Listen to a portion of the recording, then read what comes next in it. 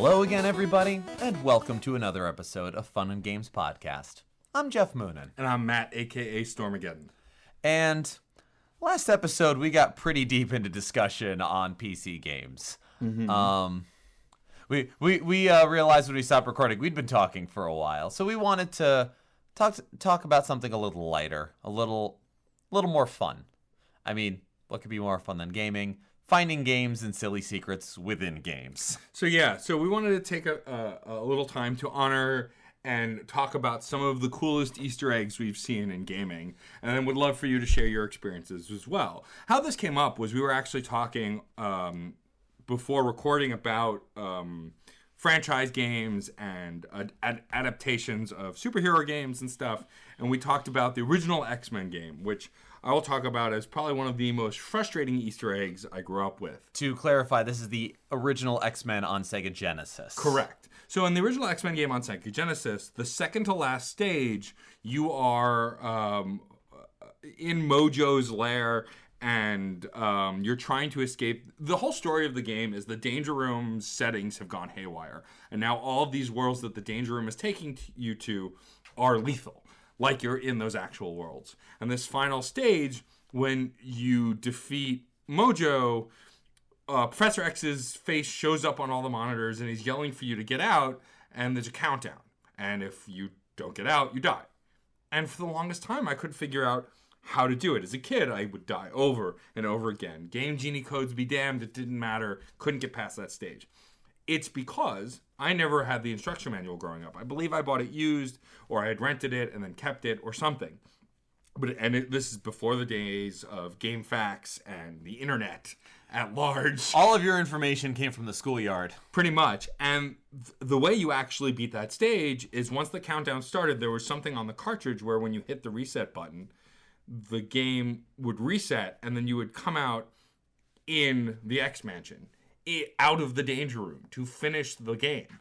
But the only way to get to that point was to reset the game. It was an Easter egg that you had to reset the console to finger quote reset the Danger Room, which I thought was really cool. Yeah, and it tells you to like reset the computer, but it's that sort of way that like in Metal Gear Solid when they told you to find Meryl's codec code on the back of the package, at the back of the CD case, yeah, and you had just received a CD from somebody and you're trying to figure out the item when they meant the CD package itself that the game came in. Yeah. Now, while these stretch the idea of an Easter egg, which is finding something hidden within, which is where the term comes from, we wanted to at least start things off with some of the more interesting times where the games went outside of their own parameters. Sure. I mean, the same with Metal Gear Solid. The entire fight with Psycho Mantis was, oh my goodness, that is a classic and a very historical boss fight because of all of the little fourth wall breaks that happened. I see you like Castlevania. That blew my mind as a kid. I had so many Symphony of the Night saves on that memory card. But the best thing about that fight was, you couldn't beat him with the first player controller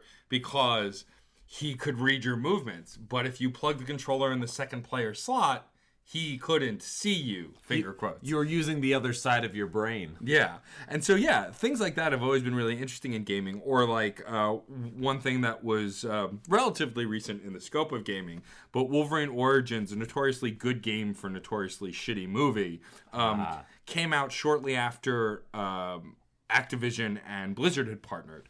And in the game, in one of the winter levels, I believe it's the level with Wendigo, as you're going through, if you turn into an offshoot of a cave, you find the Frozen Throne and Frostmourne, which are, of course, the Lich King's property, Arthas the Lich King, in Warcraft and World of Warcraft. And so that was really cool to see in a Wolverine game, which it had no business being in, which is really interesting to me when games do that. It is sort of fun, because a lot of the intent of Easter eggs are nods and recognition. Like I find the purest Easter eggs to be nods and recognitions, whether it is the true first original Easter egg in Adventure, where the creator of the game was trying to get noticed. Yes. And there's even an Easter egg like that in a Donkey Kong port. Oh, really? Yes. I want to say it was the NES port that it was... it's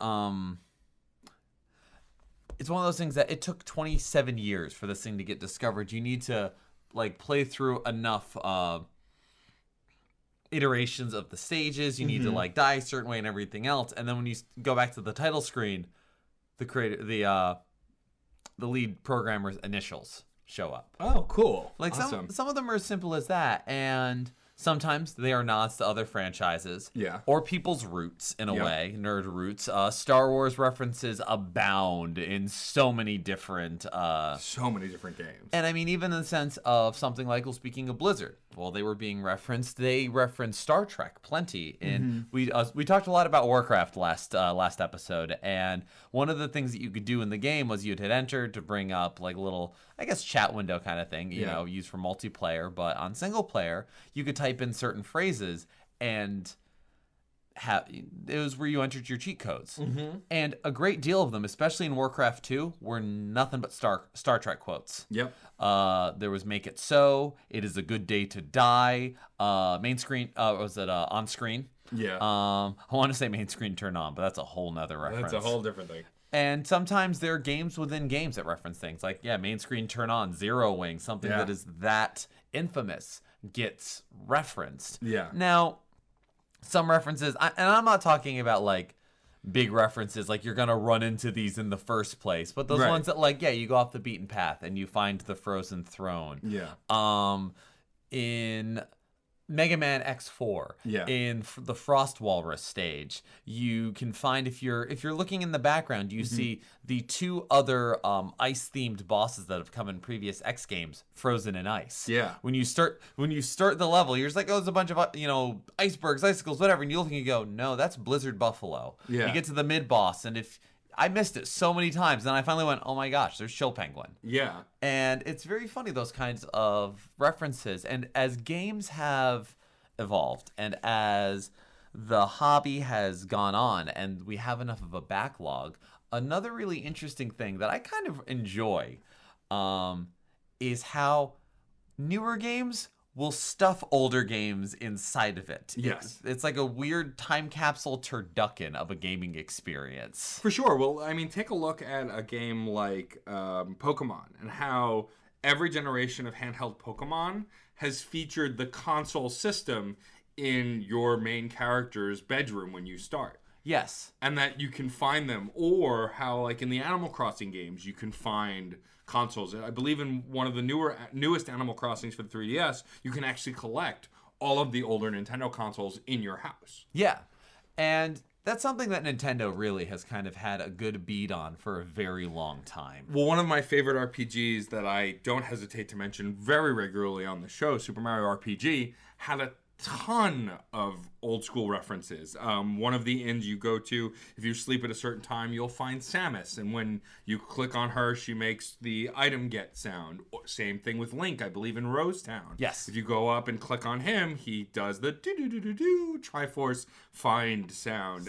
You got the thing. Exactly. You can get a Game Boy in Super Mario RPG, where there's this kid that you can annoy, and eventually if you annoy him enough, he lets you play his Beetle Blaster game, and if you beat this game, then you get the mini game, which you're playing on a tiny Game Boy in the game. Yeah, absolutely. Sorry about that. And sometimes, Nintendo's done an amazing job of it because they're the console and software purveyors of a lot of their first parties, so they can do a lot of crossover. You have other long-running companies that are able to fit things in. You mentioned Activision with Wolverine Origins, but in the Call of Duty games, they've been able to fit Zork. I believe in the Nuketown level, there's a whole series of circumstances you do, series of steps you need to take that then cause an arcade to rise from the ground. And you can play old Activision games. You can play Pitfall. You can play like Atari era games in engine in Call of Duty. Like your character goes and starts playing it. And you can play those games. And like those are some of my favorites. Like I love little nods, but I also love the absolutely absurd ones. The idea of, and this is also stretching the definition of Easter egg a little bit, but I enjoy that nowadays, whether it's because technology is caught up or because, we're two guys in our 30s. We are contemporaries of many game designers these days. Sure. Some older, some younger, but like we're right in that range. So we were all kids. People making games now were kids in the days of back to Pokemon. Yeah. The SS and truck rumor. The Yes. idea that the way to secretly get a Mew was so you get you trade. Get a Pokemon that has cut traded to you, so you don't go on the SS Ant, so you can go back there later when you get Surf. And you surf around and there's a truck there. Use Strength to move the truck, and then there'll be a Pokeball under it, and that has Mew in it. And that's totally, really how it's supposed to work. And kind of the Easter egg within that is the fact that in Pokemon Leaf Green and Fire Red, you could go back and try all this, and you don't find Mew, but you do get a lava cookie. Yeah.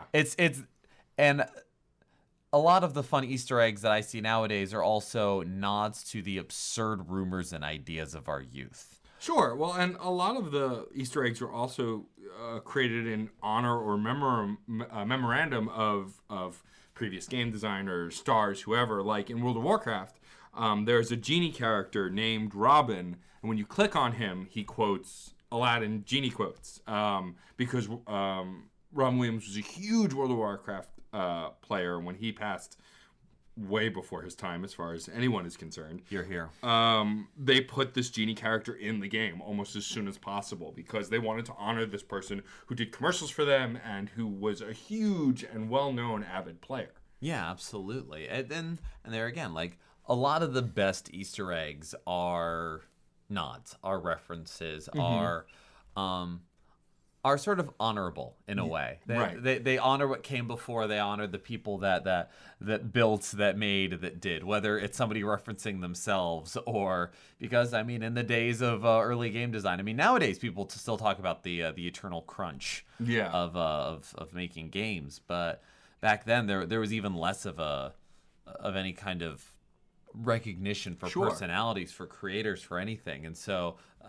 That was how they started. You had to hide these things in there in order to be found. Some of the best Easter eggs, some of the greatest ones aren't necessarily finding something big. Right. It's just that there's something to be found. Sure. Well, think about Chrono Trigger. Chrono Trigger is a game that was designed with a ton of built-in Easter eggs, the different endings. And one of my favorites is if you do a new game plus after beating the game a dozen times and you're massively overpowered and go straight to Lavos from the fair in the very beginning and beat it, you get the ending for beating the game the fastest, which is literally this bizarro walkthrough of all of the developers. And there are these characters in the game, and when you talk to them, they are the different developers for the game, and you can interact with them. And it has no bearing on the story other than you beat the game really quick. Here are the people who made the game.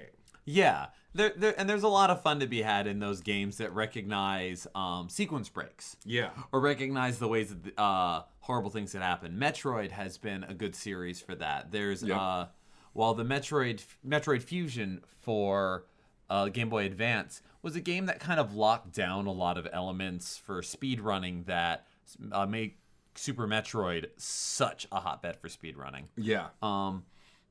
There is still a way to break a couple sequences, and when you go talk to your computer compatriots, you get a special message that's basically acknowledging this.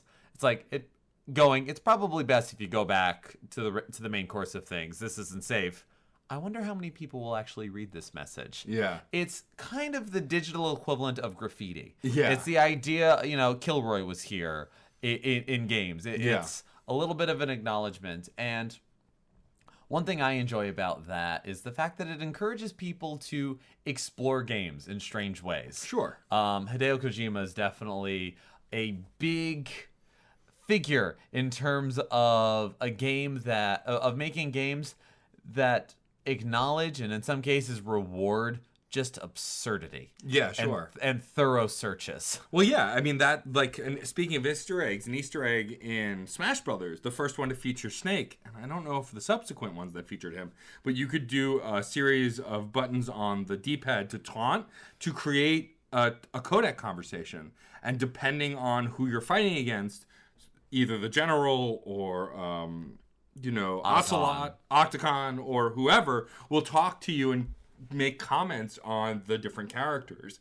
And there's nothing in the game that tells you how to do that. It was an Easter egg that they added because those codec conversations are so integral to the Metal Gear Solid franchise. And it also is a fun nod to the fact of who is going to have this long of a conversation in the middle of a heated battle. Right, exactly. I remember being in boss battles and like, I'm starting to run away. I hit the select button to open up the codec and just have a whole conversation with everybody on my contact list.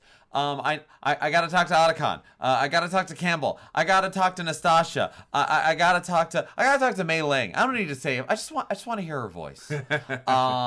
Okay, unpause. Keep running. Yeah. And it's a fun nod to the absurdity of all of that. Sure. Well, and RPGs are also great for Easter eggs because, Easter eggs can come in the form of many different things. Weapons, items. Think about how in Final Fantasy VII, for example, like, it wasn't really an Easter egg, but, like, you had to go out of your way to find it. One of the early weapons, if you go out of your way, is a nail bat.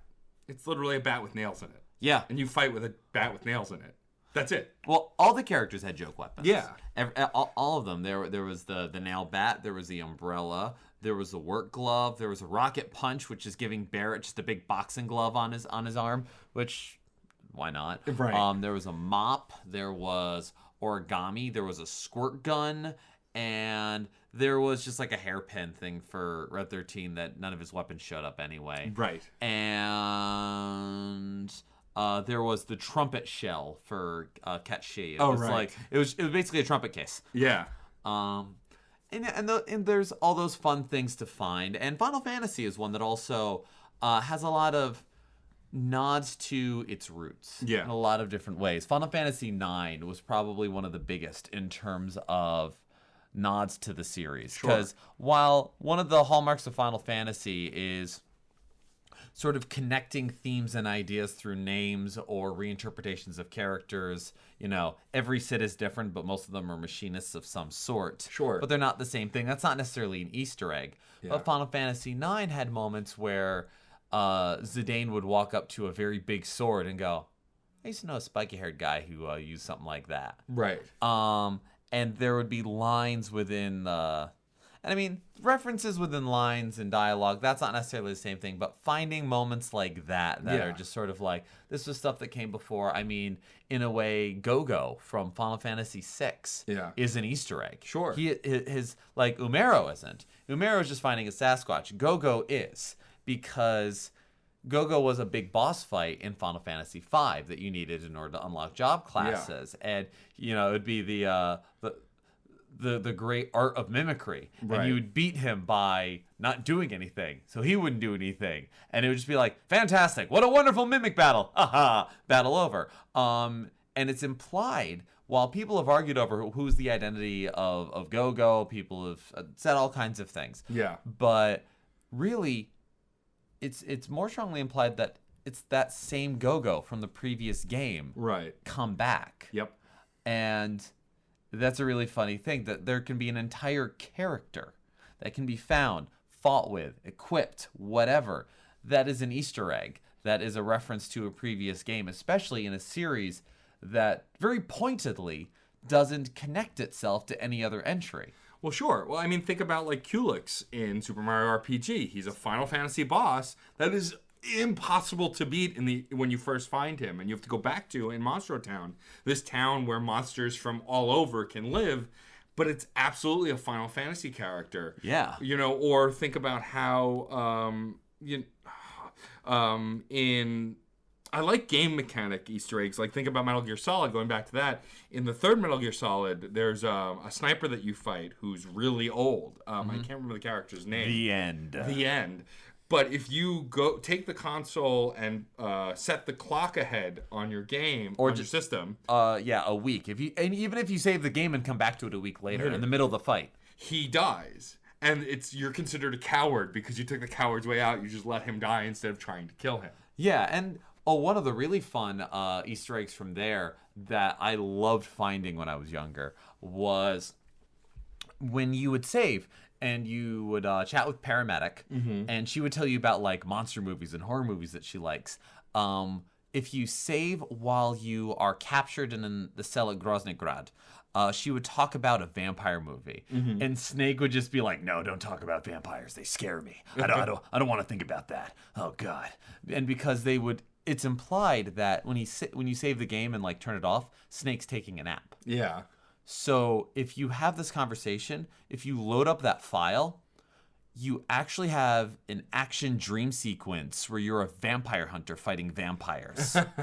And it was meant to be a like, it was like essentially test footage for a game that never got made. Right. But I'm not sure if they knew that at the time. I think it was meant to be a call forward. Right. But it was just one of those things that like, out of nowhere, because you could look at Metal Gear Solid, and if you stretch the definition of, you could call just about any conversation an Easter egg. Yeah, you that's call true. SIGINT while wearing the cardboard box, and prepare yourself for Zen hilarity. Right. But like I think like waking up in that sort of a dream, like turning on your game and just going, what the hell? Yeah.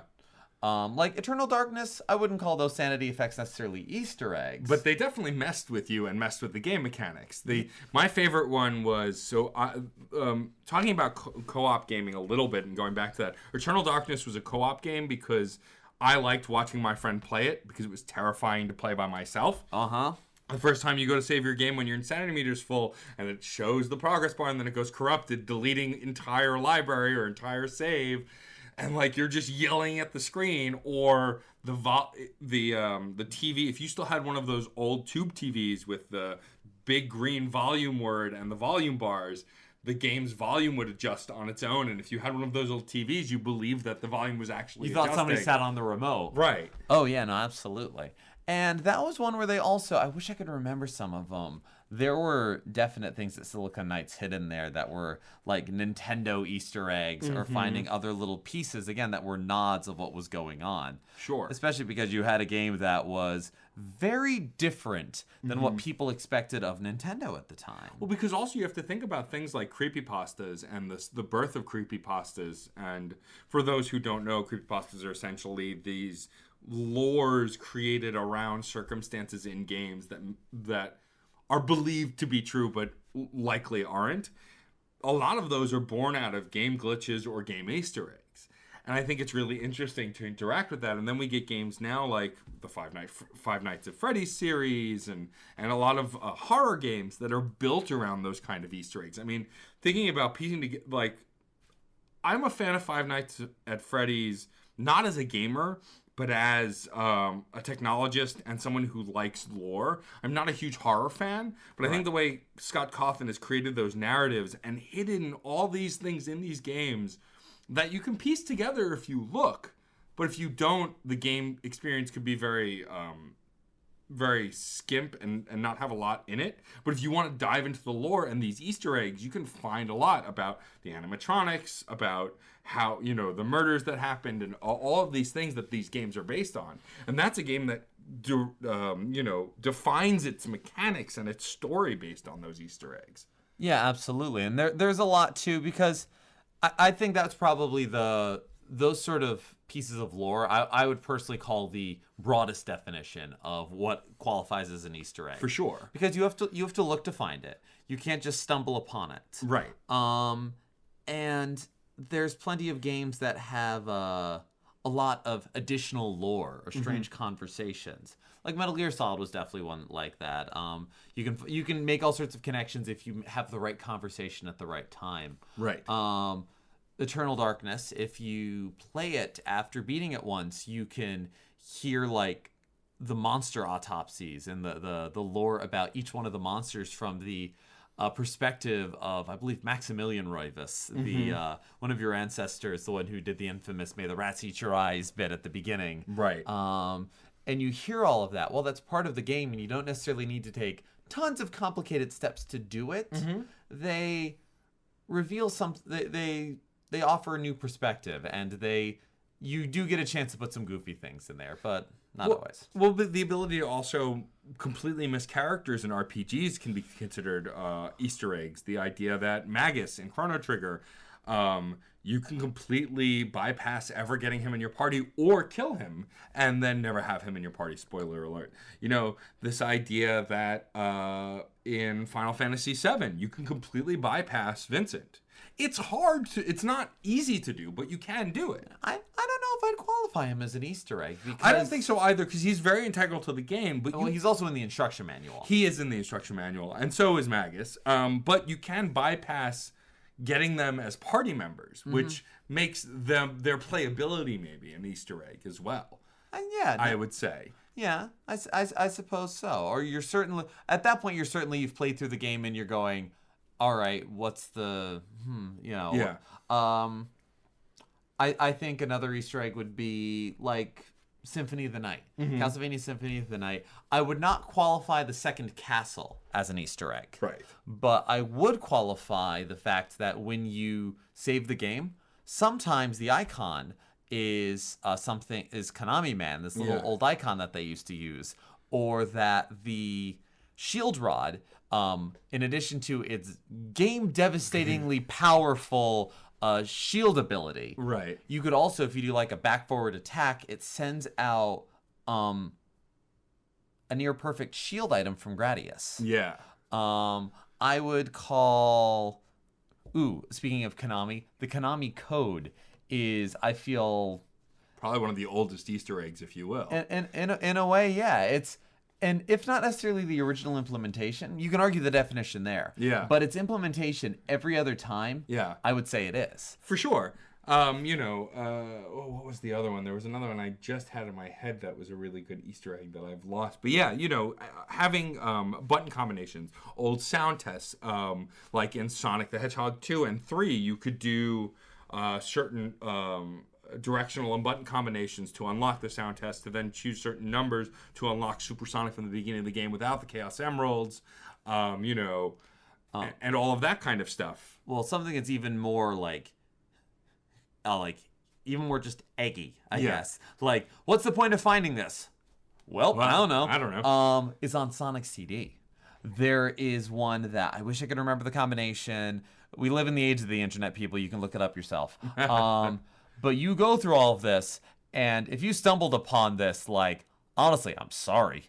Because it brought you to a screen that is entirely in Japanese and has a wallpaper pattern background of a deformed Sonic, one of these kind of weird, he's in a position with his finger up and everything, and has like a demon mask on. It's not a scary one, but it's a demon mask in the Majin kind of way, the long-nosed Japanese devil.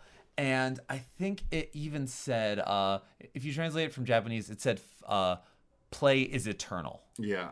And so you want to talk about creepypastas. Yeah. Before it could finally be confirmed, it was just okay, this is all based off of a joke from one of the staff members, kind of thing, and this is a nice thing.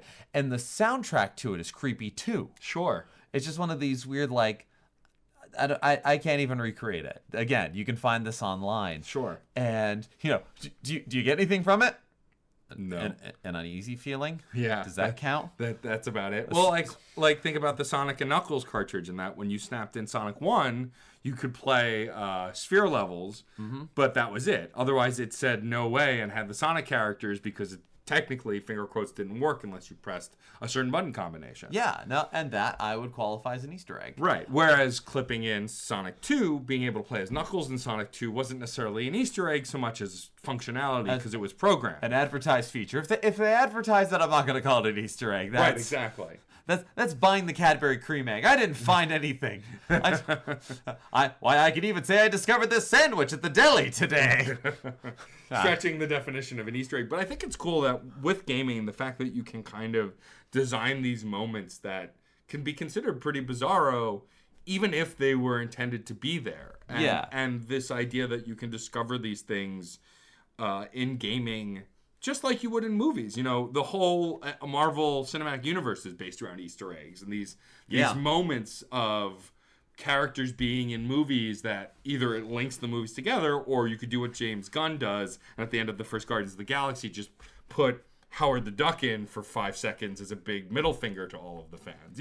Oh, yeah. This idea of, you want something after the credits? Here's an obscure character that nobody cares about who's actually been in the Guardians of the Galaxy and had his own movie in the past. Yeah, but I loved that moment. Yeah, of course. So did I. But the idea that you can do that in gaming now too, and the post-credit scenes, and the idea that in these games that there are things that you get after beating the game, and unlockables and achievements, and all of that are born out of, I think, these early days of codes and Easter eggs that allowed you to do things in games that you couldn't, like the Konami code in Contra, giving you 100 lives. Yeah, and there were other games later on that if you did the Konami code, it would punish you. Right. Like It was things like, would happen to hurt you. Yeah, it's like, let me pause the game. Let me do up, down, down, left, right, B, A, start. You unpause the game, and you have all the power-ups for 5 seconds, and then you'd explode. Yeah, exactly. You could do that. You could actually do the Konami code in Metal Gear Solid 3. Can you? Yeah, it would change, if I remember correctly, it would change the language that the theme song was, in which the theme song was sung. Like, very simple. Right. Or maybe they kept that, but they changed the language of the credits that happened during the part. Because you can't mess with greatness. That song is perfection. It is perfection. But and it's kind of like I've definitely been like bullheadedly arguing like, well, what's an Easter egg? What qualifies an Easter egg? That's not an Easter egg, because we also live in an achievement-based culture. Right. As far as gaming goes, you can get trophies, you can get achievements. Not a single one of those is an Easter egg. No, I mean, we'll cover this on another episode when we focus more on achievements. But getting an achievement for starting the game is not an achievement. Is not an Easter egg. You started the damn game. Congratulations. Well, and a lot of those they put in because they have to put them in. Right, of course. But then you get games like, again, going back to Nintendo owning the rights to all of these games, having Link in the new Mario Kart is not necessarily an Easter egg, but it feels like it because Mario Kart was notoriously Mario characters for so long. Yeah. Same with when Smash Brothers branched out to non-Nintendo characters. The fact that the most recent one had Ryu and Cloud, and of course it had still had Snake and Sonic and all these characters. Had Bayonetta, who are not Nintendo characters but have appeared on Nintendo consoles at some point or another. Yeah, and it's easy to kind of like blur the line of what is an Easter egg and what is simply a feature because we are able to kind of indulge ourselves a little bit in those sort of ways. And kind of like those true just weird discovery experiences. I'm not saying they're few and far between, but they kind of have to matter. Definitely some of my favorite YouTube videos when I go on YouTube crawls are like finding weird moments of what people can do. I know one of the Hitman games you can do a sequence and you bring a guy out into the desert, you wait, and a truck drives by from nowhere and takes the guy out. Yeah. Like that's I would qualify that. There's no bleep bloop achievement. Yeah. I think it was too early for that. It's all about the hunt, man. You gotta hunt for the Easter egg. And it's great that nowadays companies can reference themselves. They can put in some of their old material. Sure. They can subvert material like the Konami code. Sure. And all of the cool things you find. And they take you out of the experience in a good way. Yeah. I would say that my favorite Easter egg of all time is a company referencing themselves, and it's in the original Mega Man X. Now, I grew up loving the Mega Man series. I've played every Mega Man game ever made, for better or worse. And Mega Man X, one of the coolest things is that you can get a form of the Mega Buster that allows you to shoot a Hadouken. Yep. And that Hadouken insta-kills anything. Yep. And in the subsequent games, you can get the Shoryuken, the uppercut, and then the spinning kick, I believe, did they do the spinning kick or no? They never did the spinning kick. But they did in do 3, the they did the gold armor. Yeah. Oh, they gold armor. That's right. They did the Shoryuken in Mega Man X2. And that would do 16 units of damage, I think. So that would one-shot most enemies, and it would two-shot when you did the Zero fight and a couple other fights. And the Mega Man Easter egg having the Hadouken in the first Mega Man X is my favorite because you could find it on your own. It wasn't easy, but you could. And also, it's one of those things that clearly takes you out of the experience in a good way because it makes the rest of the game a joke. You can one-shot everything, but you have Mega Man shooting a Hadouken and saying, Hadouken. Yeah, he does it in this like adorable... Hadouken! Yeah, Hadouken!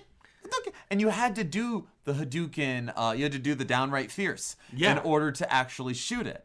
And I loved any time where... I mean, we talked about the Mew idea before. Like, this had that same level of absurdity. Yeah. Like, you have to have all of the weapons, all of the heart tanks, all of the sub tanks. Now you go to Armored Armadillo stage, and you go through all the way to the end, and you go up to that top part.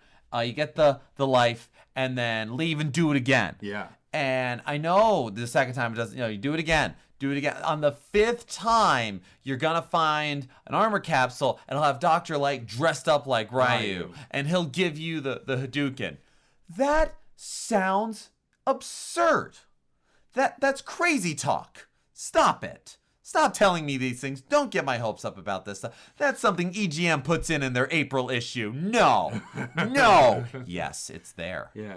And those are fantastic. And that's one. You've got to find it. It's such a good reference. Yep. And it has a mechanical payoff. Yep. Not all of them do. Yeah, some of them are just kind of there. So yeah, like it would have been just as funny to, I don't know, have that like you reach me like special message. He shoots a Hadouken and you never do it again. Yeah. They don't tell you how to do it. For some people, that's probably what happened. Yeah. You had to know how to do a Hadouken in Street Fighter in order to actually utilize this. Yeah. I can imagine finding it by accident, opening up, your weapons menu and going, "Where is this thing? What just happened? I don't know. How do I use it?" Yeah, and I'm sure as ubiquitous as Street Fighter 2 was even then, there were plenty of people where that happened, and yeah, none of it is outright spelled out. It's something you have to find. For sure. Yeah. I think the games that have these Easter eggs or whatever we're calling them, these hidden moments, it adds something to the experience. You feel like a treasure hunter, or as close to a treasure hunter as you can feel playing a video game. Yeah, well, and it's that sense of accomplishment of overcoming a challenge. Yeah. It's not just getting to the end of the level. It's like the Psycho Mantis fight or the Danger Room computer in Sega Genesis.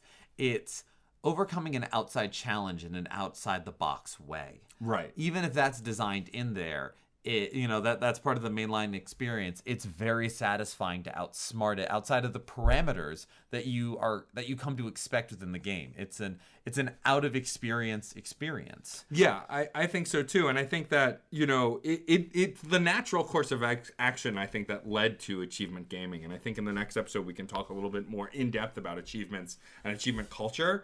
But I feel like Easter eggs in gaming was the gateway to the achievement culture. Yeah, and I know this that badge of honor, if you will. Yeah, and I know that both of us have very strong opinions about achievement culture. Yes. But yeah, and what's kind of nice is given that there is achievements and trophies now, Easter eggs can be just that. Yeah. They can very safely remain strange nods, interesting references, and bizarre experiences. And as games become, as technology advances and as we're able to program in more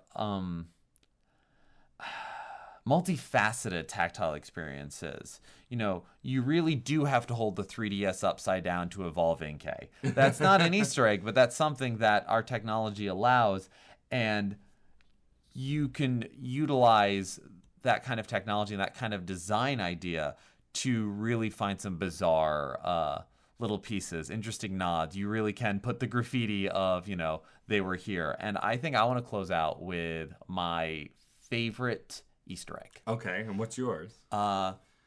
My favorite Easter egg is Kazumi Tataka's song. Mm-hmm. It is something that, because he is a Nintendo composer and has composed for a number of games, and in every game, I think every game that he's worked on, he has hidden a 17-note melody. Now, there have been many videos, a lot of stuff talking about this, and it's probably one of my favorite Easter eggs because it does absolutely nothing to the experience. You don't need it. It unlocks nothing. All that you get is dun dun dun dun dun dun dun dun dun dun dun dun dun dun dun. And everything goes back to normal. Sometimes it's in Super Mario Brothers Land 2. You beat the game, you get to the game over screen any old way. You wait 2.5 minutes, it'll pop up. Luigi's Mansion, that happens if you wait at the early controller how to play the game thing. And I think Mario Kart 64, one of the games, you go up to the Yoshis at a Yoshi Ranch, and the Yoshi's like, and they're just humming it. Yeah. As you pass by them. If you enter the right name in Link's Awakening. It's just, and it's something that, it's not even the company. It's the one guy. And KK Slider from Animal Crossing is based off of him. Right. And so you can actually request that song in Animal Crossing, and he'll be like, "Oh man, who told you about that song?" And he'll whistle it and play it. And it's something that whenever another game comes out, people go, "Oh, Tadaka's part of this one. Let's try to find this song." Right. It achieves nothing but satisfaction. And that is probably my favorite Easter egg. I think Easter eggs that just have satisfaction going for it and nothing else are probably some of the best ones. I agree. Of course, as always, we like to know what you guys think. Please let us know what your favorite Easter eggs are. I'm sure we've missed plenty of them. That's the great thing about Easter eggs. There are some things that some people have never heard of. I personally didn't know about the Hadouken in Mega Man X until many, many years later. I definitely didn't know when I was first playing that game. And so we would love to hear your stories about Easter eggs you either stumbled upon or that you looked up and found or people told you about. Please, of course, as always, write us a review somewhere on the internet as far as where you listen to podcasts. Keep interacting with us on social media. We love doing this show for you guys and continuing the conversation about gaming beyond the show. Absolutely. Thank you so much for listening. I'm Geoff Moonen. And I'm Matt, a.k.a. Stormageddon. And happy gaming.